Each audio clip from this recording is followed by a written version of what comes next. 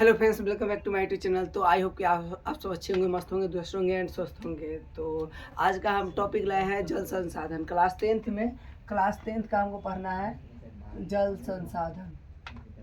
जल संसाधन। तो इस जल संसाधन क्लास टेंथ का ज्योग्राफी का माने कि थर्ड चैप्टर है। तो ज्योग्राफी के थर्ड चैप्टर में हमको पढ़ना है जल संसाधन। तो जल संसाधन के बारे में आज हम संपूर्ण एक ही क्लास में संपूर्ण माने कि डिटेल वीडियो है, जिसमें एक चैप्टर पूरा संपूर्ण खत्म हो जाएगा। तो चलिए वीडियो को शुरुआत करते हैं और जल संसाधन के बारे में बताते हैं। चलिए, अगर बात किया जाए जल संसाधन के बारे में, तो जल संसाधन क्या है? जल संसाधन क्या है? जल के बारे में तो पहली बात तो जल एक महत्वपूर्ण संसाधन है। जल क्या है? जल एक महत्वपूर्ण संसाधन। जल एक महत्वपूर्ण संसाधन है, ठीक है। और बात क्या है, जल एक आधारभूत संसाधन है। जल क्या है? आधारभूत संसाधन। जल एक आधारभूत संसाधन है। और हम सब आगे के चैप्टर में पढ़ चुके हैं पहले से। जल क्या है? जल एक नवीकरणीय संसाधन है। जल क्या है? जल एक नवीकरणीय संसाधन है। नवीकरणीय संसाधन है। जल क्या है? जल एक नवीकरणीय संसाधन है। First question in my mind, नवीकरणीय संसाधन क्या है? नवीकरणीय संसाधन किसे कहते हैं, क्या होता है? तो हम नवीकरणीय संसाधन में पहले चैप्टर में आपसे पढ़ चुके होंगे, जो वैसा संसाधन जिसको हम पुनः उपयोग में ला सकते हैं और जो कभी भी समाप्त न हो, उसे क्या कहते हैं? नवीकरणीय संसाधन। तो ये जल जो है नवीकरणीय संसाधन है, क्योंकि यह पुनः प्राप्त किया जा सकता है। पुनः प्राप्त किया जा सकता है, ठीक है। और अगला बात किया जाए तो यह कभी भी समाप्त नहीं होगा।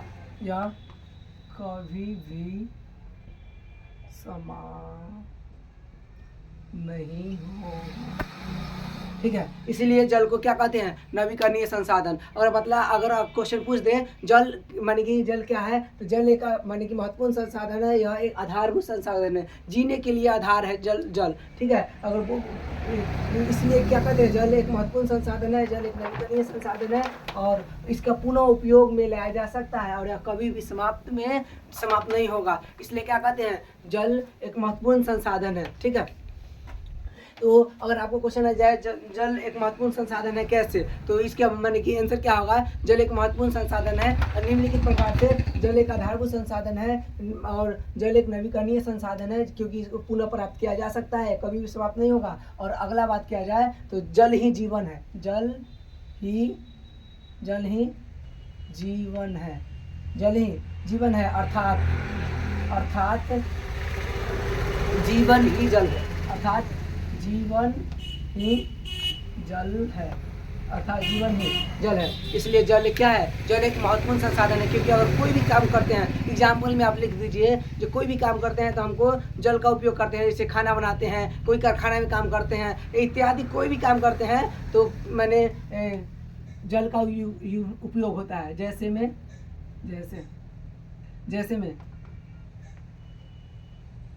खाना बनाने, नहाने, कारखाना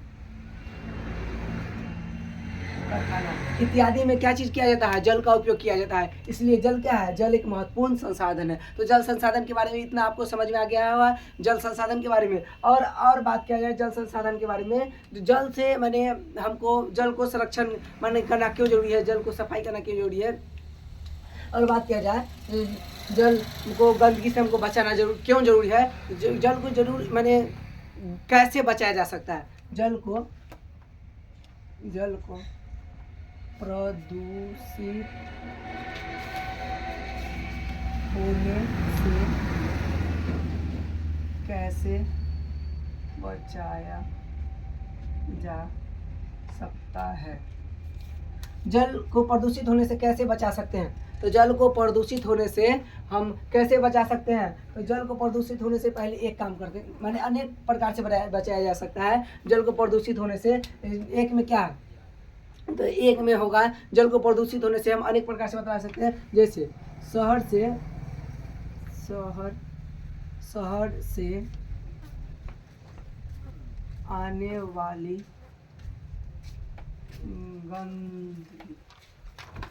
गंदगी कूड़ा करकट, गंदगी माने कूड़ा ठीक है, कूड़ा करकट को हम पानी में नहीं जाने देंगे तो जल को प्रदूषित होने से बचा सकते हैं। शहर से आने वाली कूड़ा करकट को नदी में जाने से रोकेंगे। एक दूसरा में हो सकता है जो जल में जब मैंने गंदगी जाएगा, कूड़ा करकट जाएगा, उससे दूसरा में होगा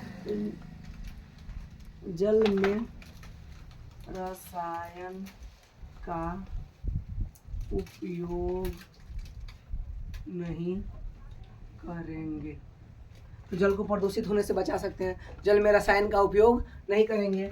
और तीसरा,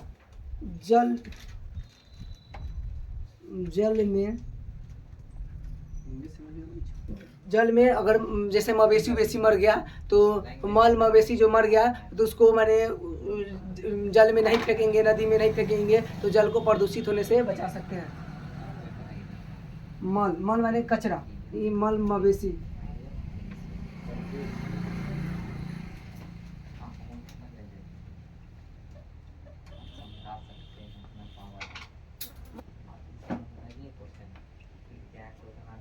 तो जल को प्रदूषित होने से माने कि इत्यादि तरीका से जल को प्रदूषित होने से हम बचा सकते हैं।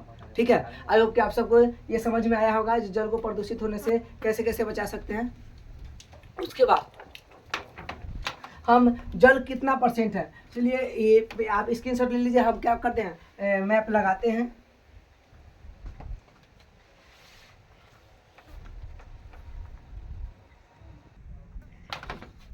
चलिए तो अब इरेज कर देते हैं इसको।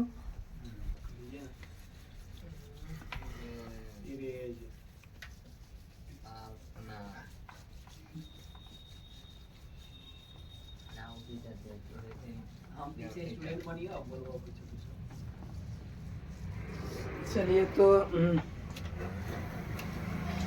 जल संसाधन हमारा जो टॉपिक है, जल संसाधन। तो जल संसाधन में हमको जानना है, जो हम ये बात जानते हैं। चलिए पहले वर्ल्ड मैप लगाते हैं।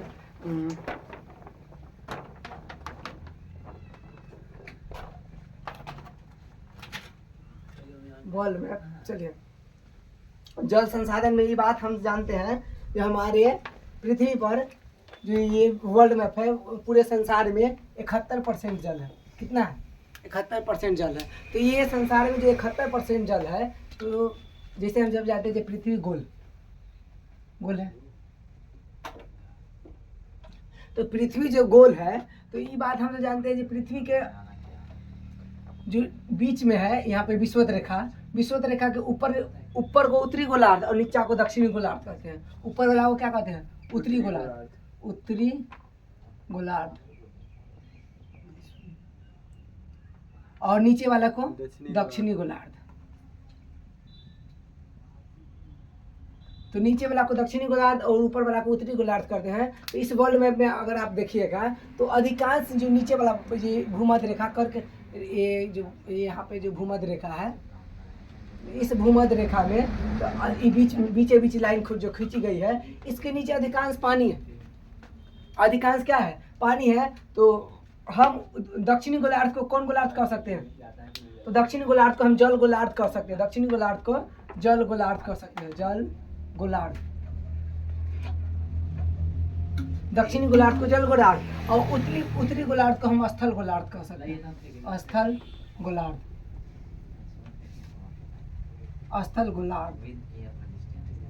ठीक है, तो उत्तरी गोलार्ध जो है इसको क्या कहेंगे? ऊपर वाला को स्थल गोलार्ध और दक्षिण वाला को, नीचे वाला को जल गोलार्ध। ठीक है। उत्तरी गोलार्ध को हम कहेंगे स्थल गोलार्ध, हाँ, उत्तरी गोलार्ध को स्थल गोलार्ध और दक्षिणी गोलार्ध को जल गोलार्ध कहेंगे। और पृथ्वी पर कितना परसेंट पानी है?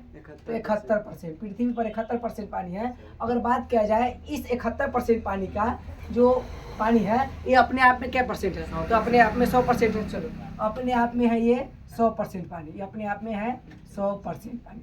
अगर बात करें इस 100% पानी का, इस 100% पानी का 96.5% पानी महासागर में, इस 100% पानी का 96.5% पानी महासागर में है, और बाकी बात जो है 3.5% पानी बचा हुआ। ये 96.5% कहाँ है? महासागर में है। तो ये बात हम सब जानते हैं। महासागर कितना है? महासागर कितना है? तो महासागर 5 है। महासागर क्या है? महासागर 5 में। तो सबसे बड़ा महासागर जो है प्रशांत महासागर है, जो प्रशांत महासागर की आधा हिस्सा यहाँ पे है और आधा हिस्सा यहाँ पे है। ठीक है। सबसे बड़ा महासागर माने दुनिया का सबसे बड़ा महासागर कौन है? प्रशांत महासागर। जो प्रशांत महासागर का उत्तरी प्रशांत महासागर यहाँ पे है, उत्तर में, माने कि आधा हिस्सा यहाँ पे है और आधा हिस्सा यहाँ पे है, क्योंकि पृथ्वी गोल है। पृथ्वी क्या है? गोल है ऐसे। तो पृथ्वी को हम सब जो पिक्चर लेते हैं तो ऐसे करके लेते हैं, तो आधा हिस्सा इधर चला जाता है, आधा हिस्सा इधर आ जाता है। इसलिए क्या होता है, ये आधा भाग इधर आ गया है, आधा भाग इधर आ गया है, दोनों एक ही साथ है। इधर से जो खत्म होगा तो ये इधर आ जाता है। तो ये क्या है? प्रशांत महासागर। आधा हिस्सा इस पार है, ठीक है, आधा हिस्सा इस पार, आधा हिस्सा इस पार है प्रशांत महासागर का। ठीक। उसके बाद जो आधा हिस्सा इस पार है, आधा हिस्सा इस पार है, तो सबसे बड़ा महासागर हो जाता है प्रशांत महासागर। तो प्रशांत महासागर के बारे में हम जानिए, जो सबसे बड़ा महासागर कौन है? प्रशांत महासागर। और दूसरा नंबर पर अंटार्कटिका, तीसरा नंबर पर हिंद महासागर है। तो ये बात हम जान गए जो पूरे 71% पानी में माने हमारा 96.5% पानी कहाँ है? तो महासागर में। और 3.5% पानी जो बच गया, इसमें से 2.5% पानी ही उपयोग में हम सब ला सकते हैं। 2.5% पानी। तो मानव उपयोग में कितना परसेंट पानी ला सकता है? 2.5% पानी उपयोग में ला सकता है। और यह 2.5% पानी, देखिए हमारे मेन कहने का मतलब है कि यह 2.5% पानी इंसान जो है, मानव जो है, इंसान जो हम सब है, हम सब उपयोग में ला सकते हैं। चलिए पहले इसको हम ऐसे समझाते हैं, उसके बाद फिर मैप का सहारा लेंगे। तो हम बतलाएं जो पूरे पृथ्वी पर कितना परसेंट पानी है? 71%। 71% पानी है, जो अपने आप में क्या है? 100%। 71% पानी है, यानी कि 29% जो बाकी बच गया, 29% क्या है? 29% स्थल। 29% क्या है? 29% स्थल है। ठीक है, 29% स्थल है।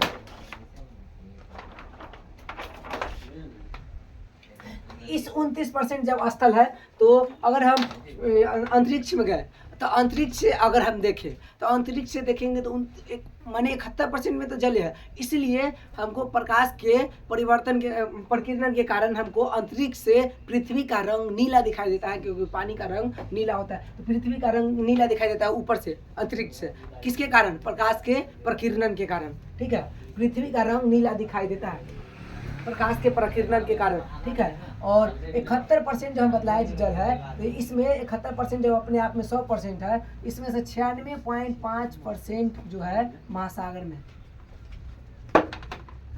में, और बाकी बच गया 3.5% पानी। तो 3.5% पानी में से 2.5% पानी को मानव उपयोग में ला सकता है। 2.5% पानी। और इसी 2.5% जो पानी है, ये भी तो अपने आप में 100% पानी होगा। 100%। इस 100% पानी में इसका जो 70% जो पानी होगा, इसका 2.5% के पानी है, 70% पानी को मानव उपयोग में नहीं लाएगा, क्योंकि यह बर्फ के रूप में जमा हुआ, बर्फ के रूप में जमा है। और इसका 30% पानी व्यक्ति उपयोग कर सकता है, क्योंकि यह है भूमिगत।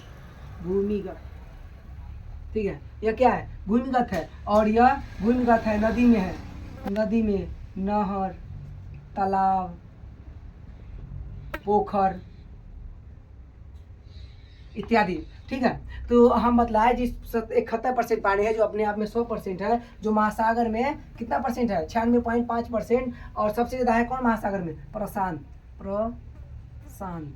सबसे बड़ा महासागर कौन है? प्रशांत महासागर। और 3% पानी में से 2.5% पानी जो हम सब उपयोग में ला सकते हैं, लेकिन इस 2.5% में 70% पानी तो क्या है? और बर्फ के रूप में जमा हुआ है। और इसका 30% पानी भूमिगत है, नदी है, नहर, पोखर, तालाब इत्यादि में है। ठीक है। और 70% पानी क्या है? बर्फ के रूप में है। अब बर्फ के रूप में बात किया जाए तो कहाँ है? Antarctica, Antarctica. ठीक है। और अंटार्कटिका में है, और ग्लेशियर में है, ग्लेशियर। ग्लेशियर सबसे दुनिया के सबसे बड़ा ग्लेशियर है मैंने सियाचिन ग्लेशियर। कहाँ है? तो जम्मू कश्मीर में। ठीक है। ग्लेशियर दुनिया का सबसे बड़ा ग्लेशियर कौन है? सियाचिन। सियाचिन सियाचिन ग्लेशियर है जम्मू कश्मीर में। और ये बर्फ के रूप में जमा हुआ है, ग्लेशियर के रूप में है ग्रीनलैंड में है। ग्रीनलैंड। ग्रीनलैंड क्या है? दुनिया का सबसे बड़ा द्वीप समूह। सबसे बड़ा है द्वीप समूह। द्वीप समूह। ठीक है। कौन है? ग्रीनलैंड। ठीक है। तो आई होप कि आपको इतना समझ में आ गया होगा। ये बर्फ के रूप में ग्रीनलैंड ग्लेशियर में है, तो आप थोड़ा देख लीजिए।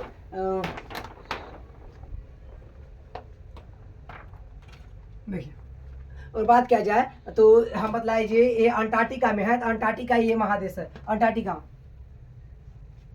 ये है जो बर्फ के रूप में नीचे जो जमा हुआ है, अंटार्कटिका है। और ग्रीनलैंड ये है दुनिया का सबसे बड़ा द्वीप समूह इसके रूप में। और ग्लेशियर के रूप में है जो सियाचिन ग्लेशियर है जम्मू कश्मीर में, यहाँ पर दुनिया का सबसे बड़ा द्वीप समूह सियाचिन ग्लेशियर। सबसे बड़ा ग्लेशियर है सियाचिन ग्लेशियर। ठीक है। तो इस सब के रूप में क्या है? मैंने जमीन में 70% पानी मैंने कि हम सब उपयोग में नहीं लाते हैं, क्योंकि बर्फ के रूप में वो जमा हुआ है। चाहेंगे तो लाएंगे, लेकिन लाते नहीं हैं अभी। ठीक है।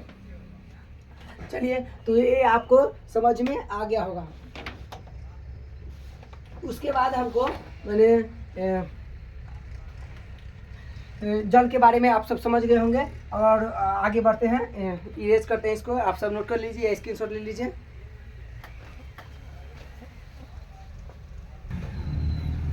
चलिए मिटाते हैं। अच्छा, इससे पहले एक बात जान लीजिए। अगर बात किया जाए वर्षा के बारे में, तो वर्षा के बारे में तो भारत में जो वर्षा है, वर्षा होती है, पूरे विश्व में जो वर्षा होती है अपने आप में 100% होगी। कोई भी चीज़ अपने आप में क्या है? 100%। इसमें से जो भारत में है, भारत में जो वर्षा है, वर्षा 4% होती है। 100% का कितना परसेंट भारत में होती है? 4%। 4% बहुत मात्रा होता है। ठीक है। तो भारत में वर्षा कितना होती है? 4%। यह 4% जो वर्षा होती है, इस 4% वर्षा अगर भारत में प्रति व्यक्ति जोड़ते हैं, प्रति व्यक्ति मानी कि हिस्सेदारी करते हैं भारत में, तो भारत की जो जनसंख्या है, जनसंख्या तो जनसंख्या अगर बात किया जाए 143 करोड़ है। अभी नाउ द प्रेजेंट टाइम 2024 में कितना है? 143 करोड़ है। 43 करोड़। लेकिन 2011 की जनगणना के अनुसार अगर परसेंटेज में माना जाए, ये तो करोड़ है, ये पूरे टोटल जनसंख्या है, लेकिन परसेंटेज में माना जाए 2011 में जो रिपोर्ट आया था 2011 में, इसके अनुसार माने कि 17.5% भारत की जनसंख्या थी। 17.5%। यह 17.5% जो भारत की जनसंख्या थे, तो इस 17.5% जनसंख्या में अगर हम 4% जो बारिश होती है भारत में, इससे भाग करेंगे तो प्रति व्यक्ति जो आता है, तो भारत 133वें नंबर पे चल जाता है। भारत 133वें नंबर पे चल जाता है। 133वां देश भारत होता है। और बोल दिया जाए प्रति व्यक्ति वर्षा के बारिश में भारत कितने नंबर पे आता है? 133वें नंबर पे आता है। कितना देश में? तो दुनिया में कितना देश है? तो दुनिया में 193 देश में 193 देश में 193 देश में भारत आता है 133वां नंबर पर प्रति व्यक्ति वर्षा के अनुसार। प्रति व्यक्ति वर्षा के अनुसार भारत आता है 133वें नंबर पे। ठीक है। प्रति व्यक्ति वर्षा के अनुसार भारत कितने नंबर पे आता है? 133 नंबर पर। क्यों? क्योंकि पूरे दुनिया में 193 देश को क्या किया गया है? तो अधिकारी घोषणा यूएन ने दे दिया है जितना देश है। ऐसे तो दूसरे 6 से अधिक देश है, लेकिन मान कि यूएन द्वारा 193 देश को मान कि अधिकार दे दिया गया है, देश का अधिकार। ठीक है। तो इसमें कितना नंबर पे आता है? 133वें नंबर पर। ये आपको मान कि समझ में आ गया होगा। और बात किया जाए इस वर्षा को जल को संरक्षण रखने के लिए, वर्षा का जो जल है, वर्षा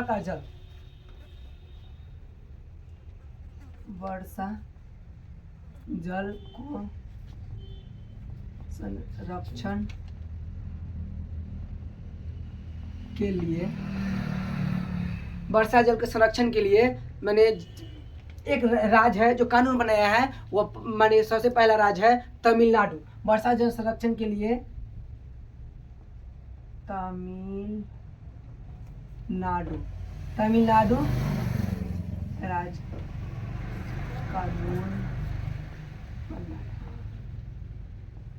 ये भी है, इम्पोर्टेंट है, याद कर लीजिए। जो वर्षा जल संरक्षण के लिए सबसे पहले कौन राज्य कानून बनाया है, तो यह वर्षा जल को संरक्षण के लिए तमिलनाडु राज्य कानून बनाया है। ठीक है, इसी वर्षा के जल के संरक्षण के लिए राजस्थान जो कानून लगा है, राजस्थान में जो कानून लगा है,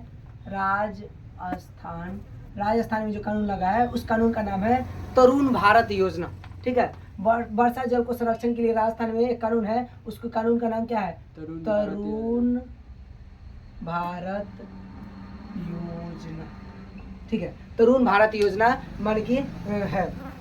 उसके बाद अगर बात किया जाए, जो वर्षा जल को संरक्षण के लिए मैंने कानून लगा है तरुण भारत योजना राजस्थान में, और तब सबसे पहले लागू किया वर्षा जल संरक्षण के लिए कानून, जो माने कि जो अगर कोई बर्बाद करता है, अगर जल को बर्बाद करता है तो उस पर माने केस भी हो, FIR भी हो सकता है। वह एकमात्र राज्य कौन है, तमिलनाडु, जो माने जल को संरक्षण के लिए कानून किस राज्य में सर्वप्रथम लागू हुआ है, राज्य लागू किया है, तो तमिलनाडु। ठीक है, तो ये आप समझ गए होंगे। और राजस्थान जो एक राज्य है जो वर्षा के जल को गड्ढा में एकत्रित करने के लिए कानून बनाया है। गड्ढा में, जो गड्ढा होता है माने कि अगर किसी को घर पे जो माने बारिश हो रहा है तो क्या करेगा, गड्ढा बनाकर उस कानून मैंने उस जल को सुरक्षित करेगा, उसका नाम है टाका। राजस्थान में जो कानून लगा है उसका नाम है टाका या खैदानी या जौहर, या फिर जौहर। ठीक है, टाका, खैदानी या जौहर, ये कहते हैं जो राजस्थान में जो टंकी में पानी को एकत्रित करने के लिए कानून लाया है। ठीक है, इसी को टाका, खैदानी या जौहर कहते हैं। तो आई होप की ये बात आपको समझ में आ गया होगा। पहले ये आप नोट कर लीजिए। और ऐसा ही हिमाचल प्रदेश और जम्मू कश्मीर में जो जल के लिए मैंने कि एक कानून लाया है जिसे गुल या कुल कहते हैं। ठीक है, तो ये आप नोट कर लीजिए। हम इस स्क्रीनशॉट ले लीजिए, हम पहले इसको इरेज करते हैं।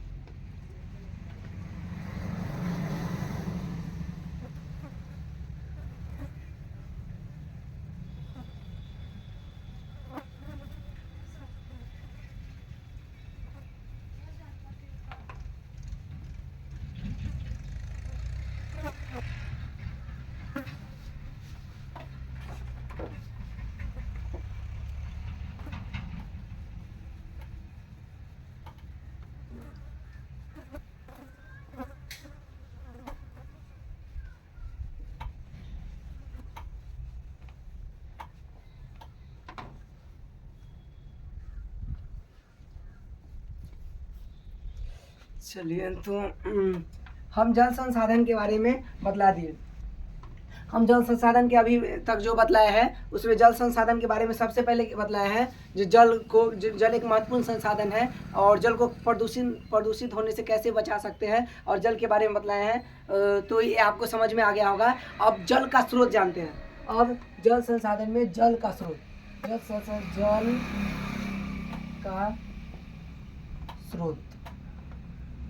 जल का क्या क्या स्रोत है, माने कि जल कैसे प्राप्त हो सकता है, इसके बारे में हमको जानना है। तो जल का स्रोत में बात किया जाए अगर इसके बारे में, तो जल का स्रोत में सबसे पहले क्या लेते हैं, जल का स्रोत क्या हो सकता है, वर्षा। जल के स्रोत में सबसे पहले क्या जान लेते हैं, वर्षा। तो जल का एक महत्वपूर्ण स्रोत क्या है, वर्षा। भारत में वर्षा कितना % होता है, 4%। तो 4%। तो यह वर्षा जो है जल का स्रोत है। तो यह बात किया जाए इस भारत में, जो भारत के मैप में, अगर हम यहाँ पे भारत का मैप बनाते हैं,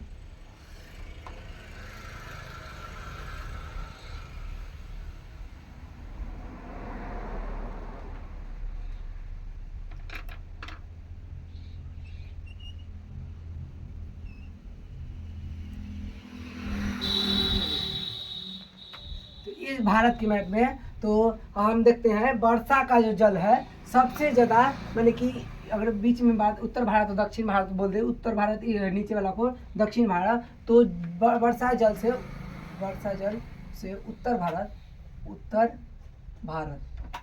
और दक्षिण भारत।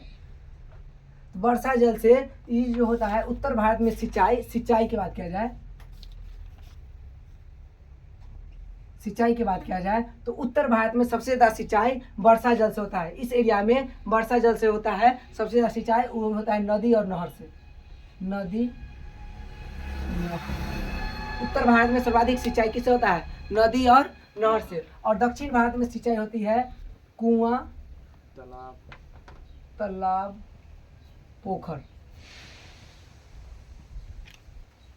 ठीक है, तो दक्षिण भारत में सबसे ज़्यादा सिंचाई नीचे वाला में कुआं, तालाब, पोखर में, क्योंकि यहाँ पर रीजन है कि उत्तर भारत में जो है, यहाँ पर देख लीजिए, तो यहाँ नेपाल है, नेपाल से ग्लेशियर से क्या होता है, पिघलते रहता है हमेशा पानी पिघलते रहेगा, तो हमेशा इस एरिया में हमेशा पानी रहेगा 12 माह, क्योंकि ग्लेशियर से पानी पिघलते रहेगा यहाँ पर, क्योंकि हिमालय यहीं पर है, तो इस एरिया में हमेशा उत्तर भारत में क्या रहता है, उत्तर भारत में हमेशा यहाँ से पानी आती रहेगा। इसीलिए उत्तर भारत में नदी जो नहर है और झील कभी भी सूखता नहीं है। और दक्षिण भारत में मौसमी जो बारिश होती है, बरसात होती है, उस जिसके कारण जो नदी में पानी रहता है, तो आसानी से यह सूख जाता है।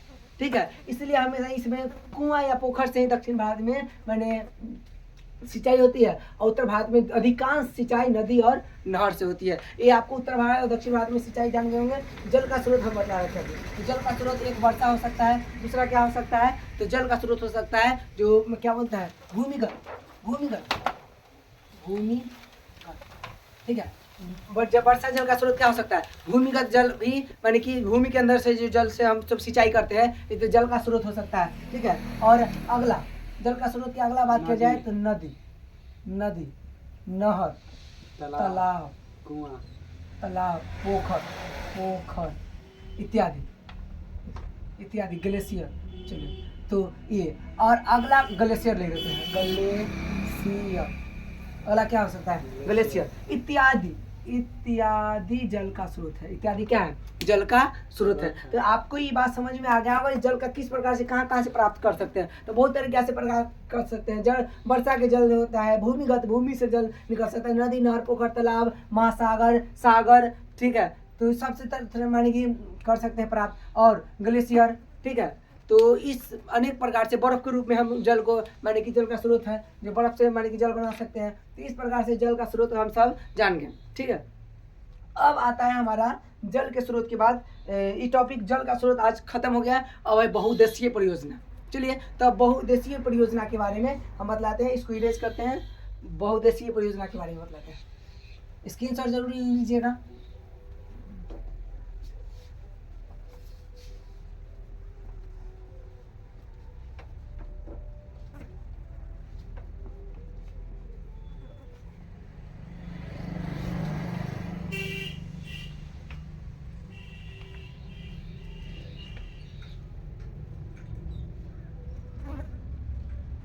अब है बहुउद्देशीय परियोजना।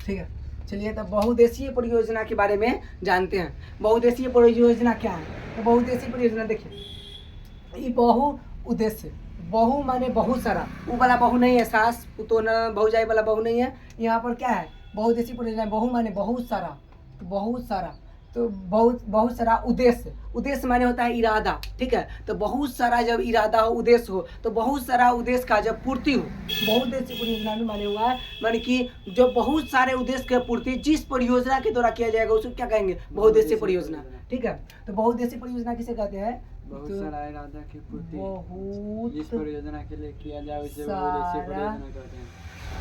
बहुत सारा उद्देश्य की पूर्ति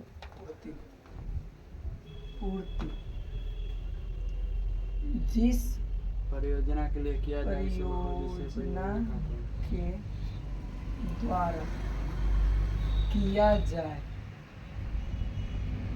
उसे बहुउद्देशीय परियोजना कहते हैं। ठीक है, जो बहुत सारा उद्देश्य की पूर्ति जिस परियोजना के द्वारा किया जाएगा उसे क्या कहेंगे? बहुउद्देशीय परियोजना। तो इसके बारे में जान लेते हैं। बहुउद्देशीय परियोजना जैसे मान लीजिए कहीं पर हम बांध बना दिए, भारत है, भारत में जा करके यहाँ पर बांध बना दिए। ठीक है, बांध बना दिए तो क्या होगा? बांध बनाने के बाद हमारा बहुत सारा उद्देश्य कैसे पूर्ति होगा? तो बांध बनाएंगे यहाँ पर तो क्या होगा? यहाँ पर पहले रोकेंगे तो यहाँ पर एक झील उत्पन्न हो जाएगा। बांध बनाने के बाद बांध के पीछे हमेशा एक झील उत्पन्न होगा। क्यों? क्योंकि यहाँ पर गड्ढा करेंगे। ठीक है, तो माने कि झील उत्पन्न होगा। चलिए, तो बांध बनाया है तो यहाँ पर झील उत्पन्न होगा, तो बहुत सारा उद्देश्य के कैसे पूर्ति होगा? बहुत सारा उद्देश्य की पूर्ति। तो बहुउद्देशीय परियोजना में बहुत सारा उद्देश्य की पूर्ति होगा। मान लीजिए बांध बना ही दिए हैं तो मैंने एक में बहुत सारा उद्देश्य की क्या पूर्ति होगा? पहले बांध बनाने के बाद क्या होगा? तो बांध बनाने के बाद हम एक में मैंने लिखते हैं कि अगर यहाँ पर बांध बना देंगे तो हमको बिजली का उत्पादन होगा। क्या होगा? बिजली का उत्पादन। एक में बिजली क्या होगा? तो बिजली का उत्पादन। ठीक है, तो बिजली का उत्पादन होगा। बहुत सारा माने बहुत ऐसी परियोजना में एक होगा बिजली का उत्पादन। बिजली का उत्पादन होता है टरबाइन से। ठीक है, बिजली का उत्पादन किस होता है? टरबाइन से। बिजली का उत्पादन टरबाइन। बिजली का उत्पादन किस होगा? तो बिजली का उत्पादन होगा टरबाइन से। ठीक है, और क्या हो सकता है? बहुत सारा उद्देश्य की पूर्ति में तो बिजली का उत्पादन होगा। बांध बनाने से क्या हो जाएगा? तो बांध बनाने से हम आसानी से माने कि वहाँ पर बांध बन जाएगा तो हम सिंचाई की सुविधा माने कि होगा। क्या होगा? सिंचाई की सुविधा।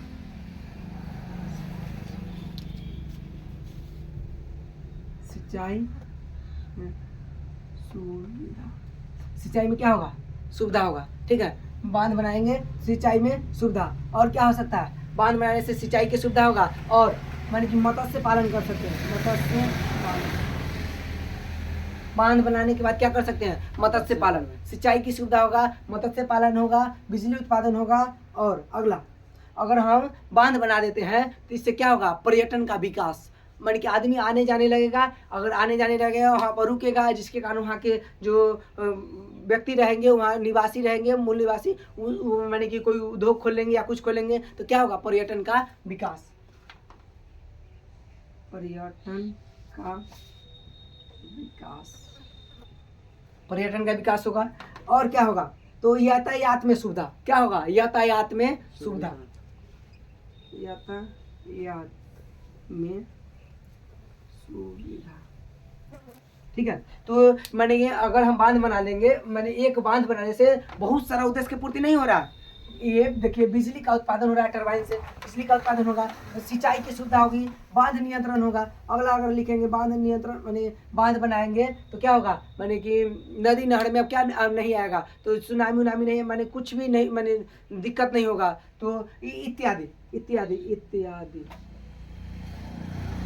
इत्यादि माने बहुत सारा क्या होगा? उद्देश्य की पूर्ति होगा। तो चलिए अब हम ये बात जान लेते हैं जब बांध बनाएंगे तो कहाँ कहाँ कौन सा बांध है, जो कौन माने सबसे ऊंचा बांध है, कौन सबसे बड़ा बांध है, सबसे लंबा बांध कौन है, और इसी सब के बारे में जानते हैं। तो ये आप स्क्रीनशॉट ले लीजिए, इसको हम इरेज करते हैं।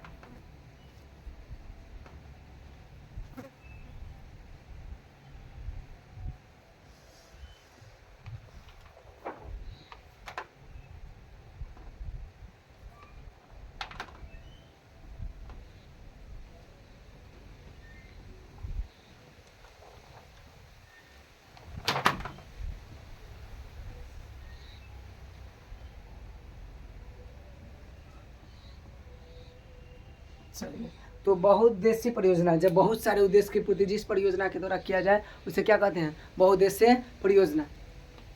तो बहुउद्देशीय परियोजना के बारे में चलिए जानते हैं। बांध बनाकर अगर बात किया जाए बांध के बारे में तो सबसे पहले बात आता है भाखड़ा नांग। सबसे पहले भारत में अगर बांध के बारे में सबसे पहले अगर बात किया जाए, सबसे पहला भारत का पहला बांध कौन है? अगर आपको पता है तो बताइए। तो सबसे पहला बांध भारत का है कलनई बांध। सबसे पहले भारत में बांध बनाया गया है कलनई बांध, जो कि चूल वंश के शासनकाल में बनाया गया है। कलनई बांध। कौन सा बांध? कलनई। है। कलई बांध चोल वंश के शासनकाल में बनाया गया है, जो कि आपको नहीं पढ़ना है। क्यों? क्योंकि आप तो सब तो पढ़े होंगे, भारत का सबसे पहला बांध दामोदर घाटी परियोजना पढ़े होंगे। क्योंकि बहुत सारा उद्देश्य की पूर्ति से कलई बांध से नहीं किया गया था, सिर्फ और सिर्फ मेन मकसद था बांध बना करके, माने कि बांध बनाएंगे तो नदी का जो पानी इधर उधर जा रहा है उसको नियंत्रण करेंगे, आने जाने की सुविधा होगी। माने कि विशेष उद्देश्य नहीं पूर्ति किया गया था कलई बांध के, यह बनाया गया था चोल वंश के कारण में, चोल वंश। ठीक है, तो इसके बारे में हम सब नहीं पढ़ते हैं। हम सबको 10th का जो सिलेबस है इसमें भारत का पहला बांध, भारत का पहला बांध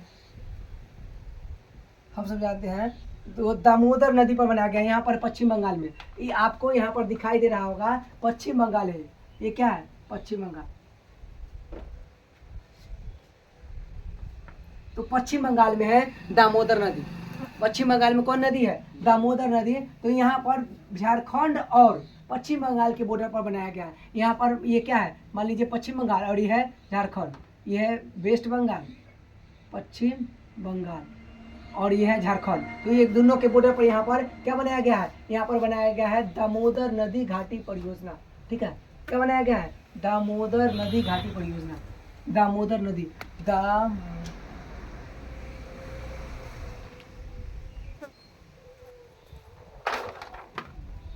दामोदर नदी घाटी परियोजना। ठीक है, दामोदर नदी घाटी परियोजना कहाँ बनाया गया है? तो यह दामोदर नदी घाटी परियोजना पश्चिम बंगाल में बनाया गया है। पश्चिम बंगाल, पश्चिम बंगाल कहाँ है दामोदर नदी घाटी परियोजना? तो यह दामोदर नदी घाटी परियोजना पश्चिम बंगाल में है। और यह दामोदर नदी घाटी परियोजना झारखंड और पश्चिम बंगाल के बॉर्डर पे। ठीक है, झारखंड और पश्चिम बंगाल के बॉर्डर पे। अगर पूछ लिया जाए दामोदर नदी घाटी परियोजना कब बना है, तो यह बना है 1948 में। कब बना है? 1948 में। और यह दामोदर घाटी परियोजना से अगर पूछ दिया जाए लाभ, लाभ लाभ लाभ किसको होगा? दामोदर नदी घाटी परियोजना से लाभ किसको होगा? तो स्वाभाविक बात है, ये जिसके आसपास रहेगा उसी को लाभ होगा। तो किसको होगा? झारखंड और पश्चिम बंगाल को। झारखंड, पश्चिम बंगाल। ठीक है, दामोदर नदी घाटी परियोजना से लाभ किसको होगा? तो झारखंड और पश्चिम बंगाल को, क्योंकि इसी दामोदर नदी घाटी परियोजना झारखंड और पश्चिम बंगाल में जहाँ पे रहता है उसी के आस पास को मैंने क्या होता है? बेनिफिट होता है। तो दामोदर नदी घाटी परियोजना से झारखंड और पश्चिम बंगाल को लाभ होगा। तो ये आप जाने होंगे भारत का पहला या स्वतंत्र भारत का पहला माने कि नदी घाटी परियोजना, क्योंकि भारत आजाद हुआ 1947 में और स्वतंत्र भारत का पहला नदी घाटी परियोजना 1948 में बनाया गया है। ठीक है, दामोदर नदी घाटी परियोजना। अगला हमारा है दामोदर नदी घाटी परियोजना के बाद हम सब जानते हैं यहाँ पर है हिमाचल प्रदेश और पंजाब के बॉर्डर पर। ठीक है, भाखरा नांगल बांध। अगला क्या है? भाखरा प्लस नांगल।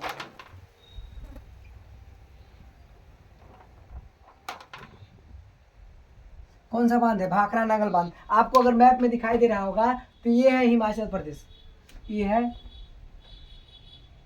हिमाचल प्रदेश और इसके बगल में है पंजाब। तो यहाँ पर एक बांध बनाया गया है भाखरा नांगल बांध। कौन सी बांध बनाया गया है? भाखरा नांगल बांध। और यह भाखरा नांगल बांध है सतलज नदी पर। भाखरा प्लस नांगल, देखिए भाखरा जो है ये भाखरा है ये पंजाब में और नांगल है हिमाचल प्रदेश में।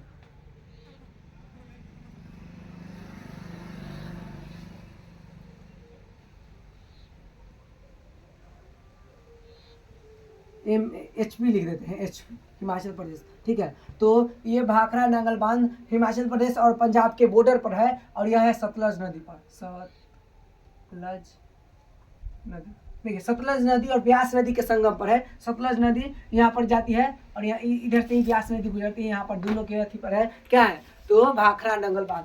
भाखरा नांगल बांध पंजाब और हिमाचल प्रदेश के बॉर्डर पर है, जो सतलज नदी पर है। ठीक है, यहीं पर है। और यहाँ से एक इसी भाखरा नांगल बांध जो यहाँ पर है इसी में से एक नहर निकलती है, एक नहर निकलती है। ठीक है, तो भाखरा नांगल बांध में इसी में से एक नहर निकलेगी, उस नहर का नाम है इंदिरा गांधी नहर। भाखरा नांगल बांध से कौन सी नहर निकलती है? इंदिरा गांधी नहर। इंदिरा गांधी नहर ये भाखरा नांगल बांध से निकलती है, इंदिरा गांधी नहर। इंदिरा गांधी नहर। ठीक है। इंदिरा गांधी नहर की बात करें, लंबाई के 500 किलोमीटर लंबा है नहर। इंदिरा गांधी नहर 500 किलोमीटर लंबा है, जो विश्व के सबसे लंबा नहर है, विश्व के सबसे लंबा नहर। यह इंदिरा गांधी नहर है विश्व के सबसे लंबा नहर।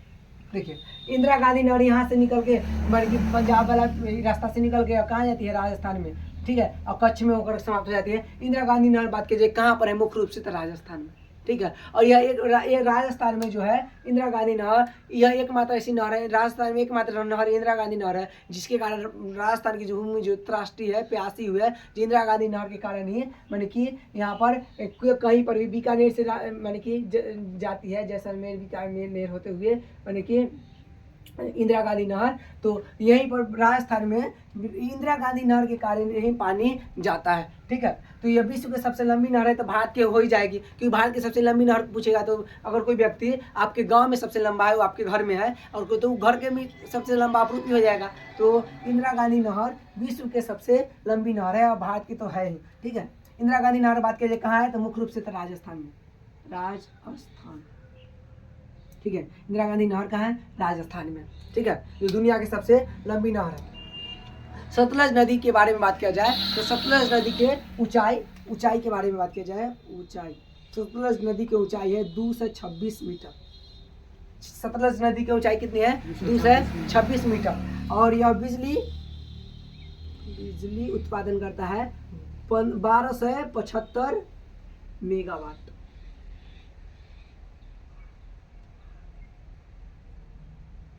1275 मेगावाट। यह जो है भाखड़ा नंगल बांध जो है सतलज नदी पर है, यह क्या बोलता है 226 मीटर ऊंचा है, और यह बिजली का उत्पादन 1275 मेगावाट करता है, ठीक है। ये भाखड़ा नंगल बांध के बारे में। और बात किया जाए तो यह विश्व के प्रथम माने गुरुत्वीय बांध है, विश्व के सबसे बड़ा गुरुत्वीय बांध कौन है, सबसे बड़ा गुरुत्वीय बांध,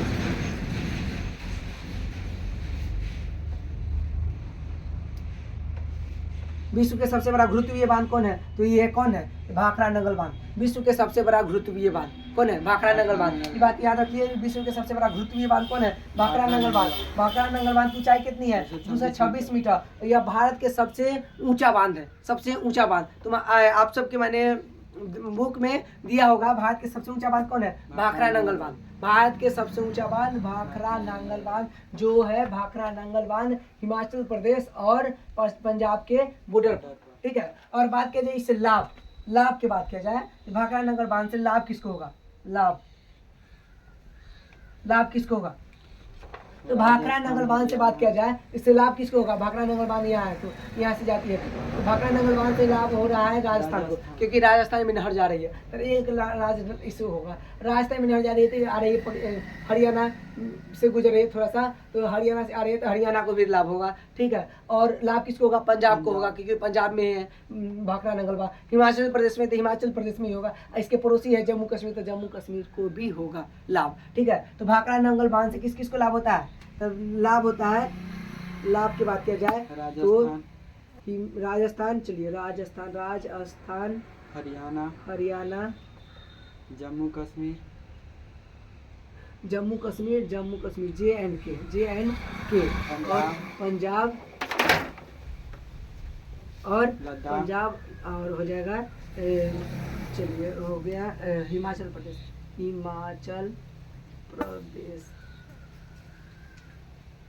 चलिए ये गिर गया कैसे,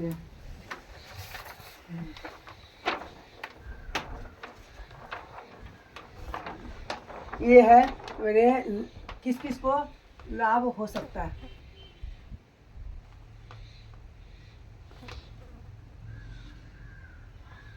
चलिए तो ये लाभ होगा, ठीक है। तो आपको ये समझ में आ गया होगा भाखड़ा नंगल बांध के बारे में। भाखड़ा नंगल बांध की ऊंचाई है 226 मीटर, ठीक है। यह भारत के सबसे ऊंचा बांध है, ठीक है। और भारत के सबसे बड़ा बांध भी है, ये आपके बुक में दिया हुआ है। आपकी हकीकत में तो इससे बड़ा बांध है टिहरी बांध, इससे ऊंचा बांध भी टिहरी बांध है, ठीक है। तो चलिए पहले टिहरी बांध को जान लेते हैं, ये आप इतना लिख लीजिए। और इसके बाद यहाँ पे आते हैं टिहरी बांध।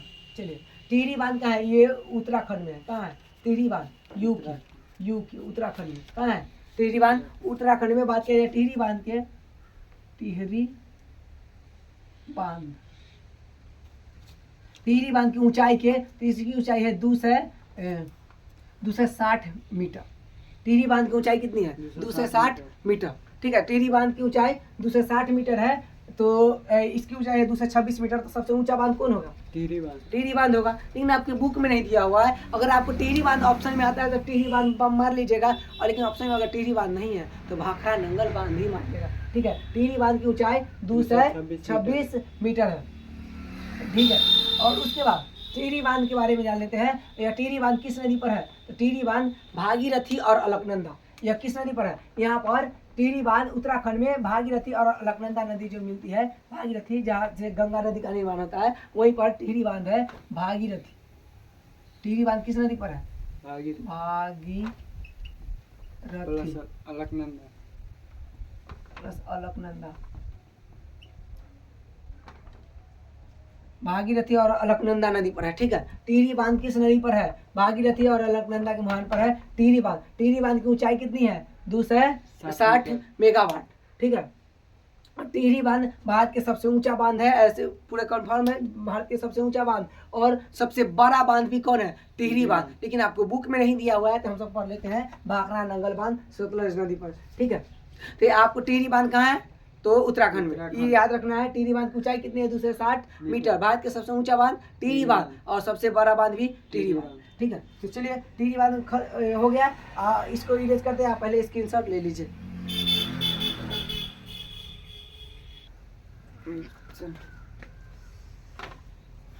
आप स्क्रीनशॉट जरूर ले लीजिएगा।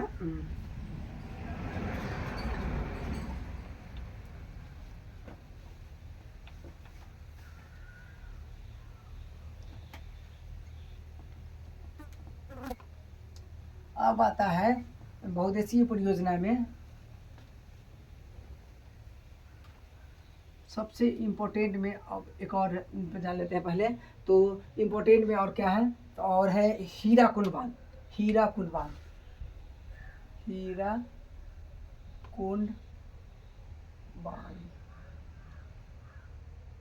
ठीक है, हीराकुंड बांध बात किया जाए तो यह कहाँ है? उड़ीसा में। कहाँ है? उड़ीसा। उड़ीसा, उड़ीसा में है। कौन सी नदी पर है? तो महानदी। महानदी। महानदी। हीराकुंड बांध उड़ीसा में है, महानदी पर है, और यह भारत के सबसे लंबा बांध है। लंबा, भारत के ही नहीं, यह विश्व के सबसे लंबा बांध है। ठीक है, हीराकुंड बांध विश्व के सबसे लंबा बांध है, और इसकी लंबाई है 4801 मीटर। ठीक है, हीराकुंड बांध की लंबाई 4801 मीटर है। ठीक है, यह विश्व के सबसे लंबा बांध है। विश्व के सबसे लंबा बांध, विश्व के सबसे लंबा बांध कौन है? हीराकुंड बांध। यह विश्व के सबसे लंबा बांध है। यह 270 मेगावाट बिजली का उत्पादन करता है। 270 मेगावाट बिजली का उत्पादन कौन करता है? ये हीराकुंड बांध। हम आपको बतलाए हैं सतलज भाखड़ा नंगल बांध 1275 मेगावाट बिजली का उत्पादन करता है। जो भारत में सबसे ज्यादा बिजली का उत्पादन कौन से बांध करता है? भाखड़ा नंगल बांध। और 270 मेगावाट बिजली का उत्पादन हीराकुंड बांध करता है। हीराकुंड बांध याद कैसे रहेगा? देखिए, ये है उड़ीसा, ये उड़ीसा है, और यहाँ पर उड़ीसा पर महानदी पर क्या है? हीराकुंड बांध। ठीक है, याद कैसे रहेगा? यह इसकी लंबाई है जो है पूर्वी घाट की लंबाई ज़्यादा है, इसलिए क्या है? माने कि पूर्वी घाट सबसे लंबा है, इसलिए सबसे लंबा बांध कहाँ है? ये पूर्वी घाट पर। कहाँ पर? महानदी पर हीराकुंड बांध। याद कैसे रहेगा? तो जो हीरा रहता है, उस हीरा को क्या कर, अगर कोई आदमी ले लेगा, हीरा को ले लेगा तो क्या हो जाएगा? महान हो जाएगा। तो महानदी पर है, अब महानदी पर है, माने कि हीरा को ले लेगा तो महान हो जाएगा। महान हो जाएगा तो युवक क्या हो जाएगा? उड़ जाएगा। ठीक है, उड़ जाएगा, लंबा उड़ेगा। ठीक है, तो हीराकुंड बांध कहाँ है? महानदी पर है, और उड़ जाएगा तो उड़ीसा में है, और सबसे लंबा बांध है, क्योंकि लंबा उड़ेगा तो क्या हो जाएगा? सबसे लंबा बांध कौन है? हीराकुंड बांध। ठीक है, हीराकुंड बांध की लंबाई 4801 मीटर है, और विश्व के सबसे लंबा बांध है हीराकुंड बांध, और यह बिजली का उत्पादन 270 मेगावाट करता है। यह सबसे लंबा बांध है विश्व के, तो भारत के भी सबसे लंबा होगा ही। ठीक है, तो ये हीराकुंड बांध के बारे में आपको समझ में आ गया होगा। और बतलाते हैं आपको जो भारत में यह गंगा नदी जो यहाँ से गुजरती है, इस एरिया से जो गंगा नदी उत्तराखंड से निकलती है, सतलुज नदी और भागीरथी नदी को यानी कि सम्मेलन से, तो इस गंगा नदी की सबसे बड़ी सहायक नदी है यमुना और कोसी। यमुना और कोसी, और इस यमुना नदी जो है, इस यमुना नदी को सबसे बड़ी राजस्थान में सहायक नदी है चंबल नदी। कौन सी नदी? चंबल। ठीक है, यहाँ पर देखिए, अगर बात किया जाए यहाँ पर गंगा नदी जो है, ये गंगा नदी गुजरती है, गंगा नदी, तो गंगा नदी के सबसे बड़ी सहायक नदी उत्तराखंड में है यमुना नदी। ठीक है, और कोसी नदी, और इस यमुना नदी के सबसे बड़ी सहायक नदी है चंबल नदी, यहाँ तक आती है कुछ मध्य प्रदेश के हिस्सा में। तो इस चंबल नदी पर 3 गो बांध बनाया गया है। ठीक है, 3 गो बांध बनाया गया है चंबल नदी पर। तो चंबल नदी के बारे में जान लेते हैं। चंबल नदी घाटी परियोजना। ठीक है, चंबल नदी घाटी परियोजना। अगर बात किया जाए चंबल नदी के बारे में, तो चंबल नदी पर एक बनाया गया है गांधी सागर।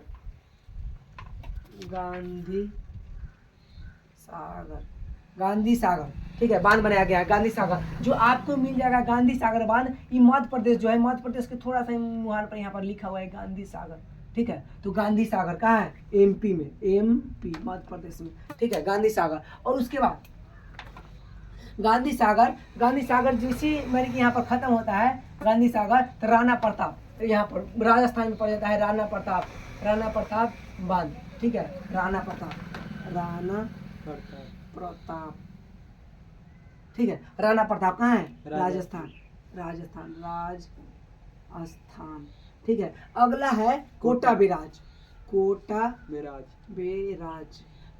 ये है, देखिए, अगर यहाँ पर गांधी सागर, उसके बाद राणा प्रताप, उसके बाद आगे जो है कोटा बिराज। ठीक है, तो कोटा बिराज कहाँ है? राजस्थान। ठीक है, ये बहुत इंपॉर्टेंट है। क्वेश्चन आया गांधी सागर मानी की बांध परियोजना किस नदी पर है? तो चंबल नदी पर है। चंबल किसकी सबसे बड़ी सहायक नदी है? यमुना नदी के। और ठीक है, गांधी सागर कहाँ है? मध्य प्रदेश में। और राणा प्रताप कहाँ है? राजस्थान में। और कोटा बिराज कहाँ है? राजस्थान में। ठीक है, आपको ये चंबल नदी घाटी परियोजना समझ में आ गया होगा। यह चंबल नदी घाटी परियोजना मुख्य रूप से राजस्थान में है, लेकिन यह गांधी सागर निकल जाता है थोड़ा सा मध्य प्रदेश में। ठीक है, ये हो गया। अगला हम सब जान लेते हैं, यहाँ पे कृष्णा नदी। यहाँ पर जो है कृष्णा नदी, देखिए यहाँ पर कौन सी नदी है? कृष्णा नदी के सबसे बड़ी सहायक नदी है तुंगभद्रा नदी। ठीक है, तो अब इसको इरेज करते हैं और कृष्णा नदी और तुंगभद्रा नदी जान लेते हैं। चलिए पहले ऐसी में बतलाते हैं। यहाँ पर दक्षिण भारत में, इसकी थोड़ा सा और लंबाई बढ़ाते हैं।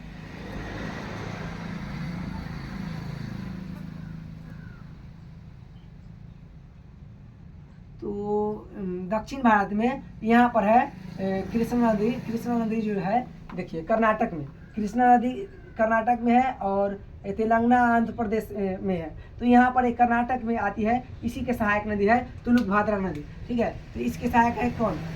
तुंगभद्रा नदी।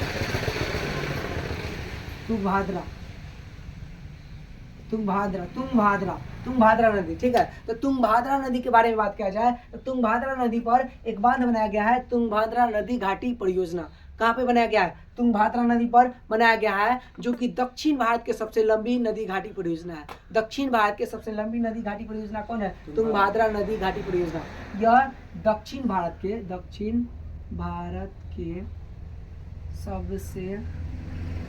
लंबी नदी घाटी परियोजना। तुंगभद्रा साहब से लिखिए, ना बुझा रहा। तुंगभद्रा ब्लू मार्कर से लिख दो। तुंगभद्रा नदी घाटी परियोजना। ठीक है, तुंगभद्रा नदी घाटी परियोजना जो है, यह तुंगभद्रा नदी घाटी परियोजना दक्षिण भारत के सबसे लंबी नदी घाटी परियोजना है। और तुंगभद्रा नदी किसकी सहायक नदी है? तो तुंगभद्रा नदी कृष्णा नदी के सबसे बड़ी सहायक नदी है। कृष्णा नदी की सबसे बड़ी सहायक नदी है तुंगभद्रा नदी। ठीक है, तो तुंगभद्रा नदी दक्षिण भारत के सबसे बड़ी नदी घाटी परियोजना कौन है? तुंगभद्रा नदी घाटी परियोजना। यह है कृष्णा नदी की सहायक नदी, कृष्णा। ठीक है, कृष्णा नदी की सहायक नदी। अब आते हैं कृष्णा नदी पे, तो कृष्णा नदी पर भी एक बांध बनाया गया है। कृष्णा नदी ये कहाँ है? तेलंगाना, आंध्र प्रदेश और कर्नाटक में है। तो तेलंगाना और आंध्र प्रदेश के मुहान पर यहाँ पर बनाया गया है तुंगभद्रा नदी घाटी परियोजना, कृष्णा नदी घाटी परियोजना। ठीक है। कृष्णा नदी पर बनाया गया है कृष्णा नदी घाटी परियोजना। सबसे ज़्यादा भारत में हीरा कृष्णा नदी में पाया जाता है। तो कृष्णा नदी पर माने कि बनाया गया है क्या, कृष्णा नदी घाटी परियोजना। और यह कृष्णा नदी पर बनाया गया है नागार्जुन नदी घाटी परियोजना। कृष्णा नदी पर कौन सा बांध परियोजना बनाया गया है, नागार्जुन और नागार्जुन घाटी परियोजना कहाँ बनाया गया है, कृष्णा नदी पर नागार्जुन घाटी परियोजना कहाँ पर बनाया गया है, कृष्णा नदी पर बनाया गया है। याद कैसे रहेगा, तो जो अर्जुन जो है अर्जुन उनका सारथी कौन है, सारथी कृष्ण भगवान, ठीक है। तो नागार्जुन घाटी परियोजना कौन नदी पर होगा, कृष्णा नदी पर, ठीक है। तो याद कैसे रहेगा, तो अर्जुन जो है अर्जुन का सारथी कौन है, सारथी कृष्ण भगवान। महाभारत में अर्जुन के सारथी कृष्ण भगवान है। तो नागार्जुन घाटी परियोजना क्या है, तो कहाँ है, तो कृष्णा नदी पर। अब कहाँ पर है, तो आंध्र प्रदेश और तेलंगाना के बॉर्डर पर। आंध्र प्रदेश और प्लस तेलंगाना आंध्र प्रदेश और तेलंगाना के बॉर्डर पर है कृष्णा नदी घाटी परियोजना। ये आपको कृष्णा नदी घाटी परियोजना बतला दिए और तुंगभद्रा नदी घाटी परियोजना बतला दिए दक्षिण भारत में, ठीक है। अब आता है हमारा यहाँ पे अमरकंटक की पहाड़ी में, ठीक है। तो अमरकंटक की पहाड़ी में जान लेते हैं। अमरकंटक की पहाड़ी मध्य प्रदेश में से निकलती है, जैसलमेर से, तो सॉरी मध्य प्रदेश से इस एरिया से निकलती है अमरकंटक की पहाड़ी। तो अमरकंटक की पहाड़ी से 3 गो नदी निकलती है। अमरकंटक की पहाड़ी से 3 गो नदी निकलती है और 3 गो नदी निकलती है। तो पहले इरेज करते हैं इसको, स्क्रीनशॉट ले लीजिए।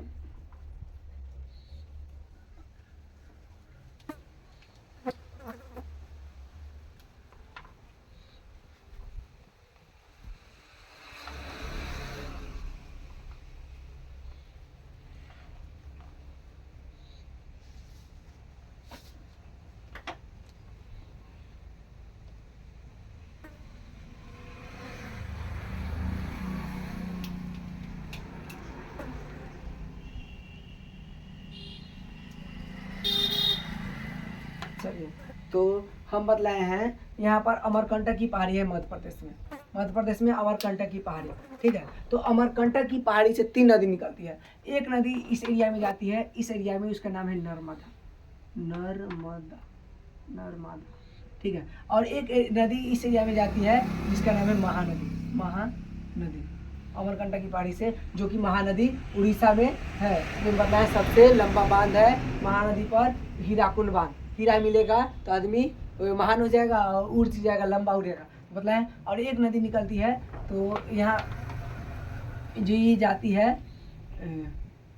गंगा नदी, तो गंगा नदी में पटना में मिल जाती है। यहाँ से जाकर के क्या करती है, गंगा नदी में पटना से मिल जाती है। थोड़ा सा हमको इसको ऊपर करना चाहिए बिहार। तो यहाँ पर जाकर क्या करती है, गंगा नदी पटना में मिल जाती है। तो ये सोन नदी है, सोन नदी गंगा में जाकर के पटना में मिल जाती है। तो 3 गो नदी है अमरकंटक की पहाड़ी से निकलती है। अमरकंटक की पहाड़ी याद रखिएगा। 3 नदी निकलती है, सोन नदी, नर्मदा नदी और महानदी। तो ये जो हम बतलाए, सोन नदी के सबसे बड़ी सहायक नदी है रिहांद नदी, ठीक है। सोन नदी के सबसे बड़ी सहायक नदी है, यहाँ पर आपको लिख देते हैं। ये जो सोन नदी गुजर रही है, तो सोन नदी की सहायक नदी यहाँ पर उत्तर प्रदेश के एरिया में आता है रिहांद नदी, ठीक है। यहाँ पर देखिए सोन नदी जो जा रही है, तो सोन नदी में यहाँ उत्तर प्रदेश जो है, उत्तर प्रदेश में एगो सबसे बड़ी सहायक नदी गुजरी है, उसका नाम है रिहांद नदी, रिहांद, ठीक है। तो सोन नदी की सबसे बड़ी सहायक नदी कौन है, रिहांद नदी। इस रिहांद नदी पर रिहांद नदी घाटी परियोजना बनाया गया। इस रिहांद नदी पर रिहांद नदी घाटी परियोजना बनाया गया है। इस रिहांद नदी पर रिहांद नदी घाटी परियोजना बनाया गया है। और इसी रिहांद नदी पर एक, देखिए हम बतलाए हैं पहले शुरू में ही, जब नदी घाटी परियोजना बनाया है, नदी पर जब बांध बनाएंगे तो उसमें एक झील भी, हर अति में झील उत्पन्न होगा। तो प्रमुख झील है यह रिहांद नदी जो बनाया गया है। इस रिहांद नदी पर क्या एक झील उत्पन्न हो गया है, इसी को नाम है गोविंद वल्लभ पंत झील। इसका नाम क्या है, गोविंद वल्लभ पंत वल्लभ पंत झील, गोविंद वल्लभ पंत झील, ठीक है। गोविंद बल्लभ पंत झील कहाँ है? रिहांद नदी पर। रिहांद कौन नदी पर है? रिहांद नदी पर है। और रिहांद नदी किसकी सहायक नदी है? सोन नदी के सबसे बड़ी सहायक नदी है रिहांद नदी। तो रिहांद नदी पर गोविंद बल्लभ पंत झील बना है। यह गोविंद बल्लभ पंत माने कि उत्तर प्रदेश के प्रथम मुख्यमंत्री के नाम से गोविंद बल्लभ पंत के नाम से गोविंद बल्लभ पंत झील है, ठीक है। गोविंद बल्लभ पंत झील है। तो मैंने गोविंद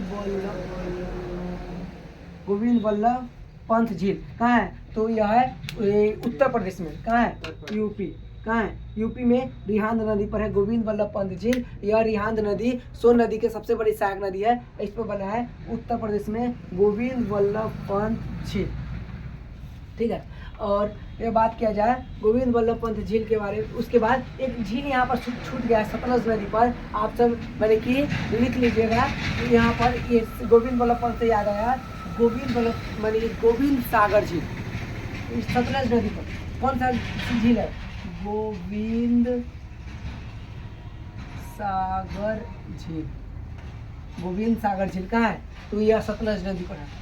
सतलज नदी, ठीक है। सतलज नदी पर गोविंद सागर झील है। सिखों के 10वें गुरु गोविंद सिंह के नाम पर गोविंद सागर झील सतलज नदी पर बनाया गया है। तो ये गोविंद सागर झील है और ये गोविंद बल्लभ पंत झील है। इसको याद कैसे रखना है गोविंद बल्लभ पंत झील को? क्योंकि इम्पोर्टेंट है। यह माने कि भारत का माने कि पहला कृत्रिम झील है। भारत का सबसे पहला कृत्रिम झील, पहला कृत्रिम झील, या भारत का सबसे बड़ा कृत्रिम झील। कृत्रिम झील सबसे बड़ा कृत्रिम झील कौन है? गोविंद बल्लभ पंत झील, ठीक है। यह उत्तर प्रदेश में है। तो ये आपको याद हो गया होगा, सोन नदी पर है। अब हम जानते हैं सोन नदी के बाद एक नर्मदा नदी जो यहाँ जाती है, नर्मदा नदी पर है नर्मदा नदी घाटी परियोजना। कहाँ पर होगा नर्मदा नदी घाटी परियोजना? तो मध्य प्रदेश में है नर्मदा नदी घाटी परियोजना, ठीक है। यहीं पर नर्मदा बचाओ आंदोलन को चलाया गया था। तो नर्मदा नदी घाटी परियोजना कहाँ है? तो यह है नर्मदा नदी पर। और कहाँ पे? मध्य प्रदेश में। तो ये भी जान लीजिए नर्मदा नदी कहाँ है। देखिए यहाँ पर क्या है? मध्य प्रदेश में नर्मदा नदी गुजर रही है। तो नर्मदा नदी कहाँ है? घाटी परियोजना मध्य प्रदेश में, ठीक है। ये लिख लीजिएगा। उसके बाद अब हम जान लेते हैं बिहार वाला, ठीक है। तो अगर बात किया जाए बिहार में नदी घाटी परियोजना, बिहार में नहीं बदला है। तो बिहार में 3 हुआ है। एक तो हम जानेंगे जो पटना में जाती है सोन नदी, तो सोन नदी पर जान लेते हैं सोन नदी घाटी परियोजना। और एक कोसी नदी घाटी परियोजना, कोसी नदी घाटी परियोजना। और एक क्या बोलता है गंडक नदी, गंडक नदी घाटी परियोजना। 3 गो नदी घाटी परियोजना है, सोन नदी, कोसी नदी और गंडक नदी। सोन नदी के बारे में हम जान लेते हैं। तो सोन नदी के बारे में, तो सोन नदी जो यहाँ से जा रही है अमरकंटक की पहाड़ी से आगे जो सोन नदी जा रही है, सोन नदी पर बनाया गया है सोन नदी घाटी परियोजना। और यह सोन नदी पर जो बनाया गया है, इसी में एक और झील निकलती है बाण सागर झील। बाण सागर झील। जो बिहार के सबसे पुराना झील कौन है? बाण सागर झील।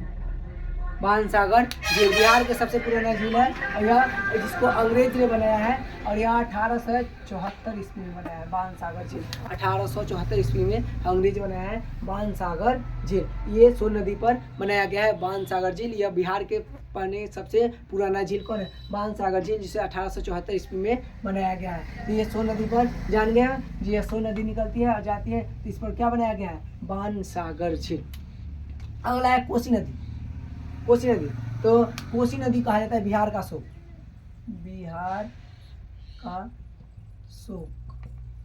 शोक क्या है? तो में हम दामोदर नदी बतला रहे थे, तो दामोदर नदी में छोड़ दिए। दामोदर नदी को कहा जाता था बंगाल का शोक। अभी भी मानिए अगर क्वेश्चन में आ जाए जो बंगाल का शोक किसे कहा जाता है, तो दामोदर नदी ही होगा। लेकिन कहा जाता था क्योंकि इस पर दामोदर नदी घाटी परियोजना बना करके इसको कुछ रोकथाम किया गया है, ठीक है। तो बिहार का शोक कौन है? तो बिहार का शोक है कोसी नदी। शोक क्या होता है? तो किसी भी राज्य के लिए माने कि उस राज्य को जब ज़्यादा क्षति पहुँचाता है तो कोई भी नदी, तो उसको कहा जाता है उस राज्य का शोक। तो बिहार का शोक कौन है? कोसी नदी है, ठीक है।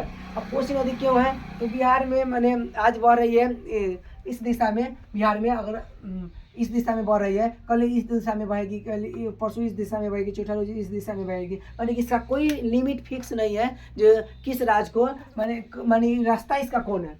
जब मन करेगा, जिस राज्य से मन करेगा उस राज्य में बह जाएगी। इसीलिए बिहार का शोक किस नदी को कहा जाता है? कोसी नदी को, क्योंकि इससे जान माल की बहुत ज़्यादा क्षति होती है, जान माल की सबसे ज़्यादा क्षति होती है। तो कहा जाता है बिहार का शोक किस नदी को? कोसी नदी को। ठीक है, बिहार का शोक कोसी नदी को कहा जाता है। तो अब कोसी नदी पर जानते हैं, कोसी नदी पर कोसी नदी घाटी परियोजना बनाया गया है। देखिए, कोसी नदी की बात किया जाए तो बिहार में है। अब बिहार में ऊपर से आती है, ऊपर से आती है बिहार में। कहाँ से आती है? तो बिहार में आती है, नेपाल होते हुए बिहार आती है। ठीक है, तो बिहार में नेपाल होते हुए बिहार में आती है कोसी नदी। तो नेपाल होते हुए जब बिहार में आती है तो नेपाल और बिहार के बॉर्डर पर, यहाँ पर क्या है, यहाँ पर नेपाल और बिहार के बॉर्डर पर माने कि बनाया गया है कोसी नदी घाटी परियोजना हनुमान सागर में, हनुमान सागर में। ठीक है, हनुमान नगर या हनुमान सागर में कोसी नदी को नियंत्रण करने के लिए हनुमान सागर नामक जगह है। कहाँ पर है? नेपाल और बिहार के बॉर्डर पर, नेपाल प्लस बिहार, बिहार के बॉर्डर पर है, नेपाल में, लेकिन हनुमान सागर माने कि जगह वहाँ पर बनाया गया है कोसी नदी घाटी परियोजना। कहाँ पर? कौन सी जगह पर? हनुमान सागर में। ठीक है, तो यह बिहार के सबसे शोक कहा जाता है कोसी नदी को। हनुमान सागर में कोसी नदी पर माने कि नियंत्रण रखने के लिए कोसी नेपाल और बिहार में बनाया गया है बांध। ठीक है, अगला हमारा है गंडक नदी। गंडक नदी निकलती है, देखिए, तो गंडक नदी निकल रही है, ये उत्तर प्रदेश से होते हुए बिहार। ठीक है, तो उत्तर प्रदेश और बिहार होते हुए, तो गंडक नदी में यूपी प्लस बिहार, यूपी और बिहार के बॉर्डर पर बनाया गया है जो वाल्मीकि नगर है। ठीक है, ये मुख्य रूप से बिहार में है, लेकिन यूपी और बिहार के बॉर्डर पर बनाया गया है, माने कि बिहार के पश्चिमी चंपारण, क्योंकि सबसे पश्चिम में इस एरिया में पड़ता है पश्चिमी चंपारण। तो पश्चिमी चंपारण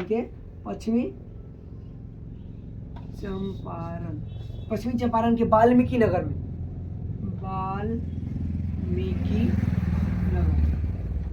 वाल्मीकि नगर में बनाया गया है बिहार और उत्तर प्रदेश के बॉर्डर पर गंडक नदी घाटी परियोजना। ठीक है, गंडक नदी घाटी परियोजना याद रखिएगा, वाल्मीकि नगर में, पश्चिमी चंपारण के वाल्मीकि नगर में बनाया गया है गंडक नदी घाटी परियोजना। यह बिहार और उत्तर प्रदेश के बॉर्डर पर बनाया गया। ये 3 घाटी परियोजना है। ठीक है, ये बिहार में प्रमुख घाटी बहुउद्देशीय परियोजना में बनाया गया है। जो इम्पोर्टेंट था, एक और जान लीजिए, कर्नाटक में सारावती नदी घाटी परियोजना कहाँ है? कर्नाटक में सारावती नदी घाटी परियोजना कहाँ है? कर्नाटक में। तो ये आपको जो हमको लगा जो प्रमुख है वो हम बतला दिए हैं। अगर आपको कोई छूट गया है तो ज़रूर आप हमको बताइएगा, इससे आपको पूरा चैप्टर बन जाएगा। ठीक है, हमको नहीं लगता है जिससे कोई कुछ माने कि चैप्टर माने कि नहीं बनना चाहिए, क्योंकि इस जल संसाधन जो चैप्टर है पूरे बन जाना चाहिए। जितना बतला दिए उतना में। तो आई होप कि वीडियो आप सबको बहुत ही हेल्पफुल साबित होगा। तो फिर मिलेंगे अगले वीडियो में, तब तक के लिए जय हिंद।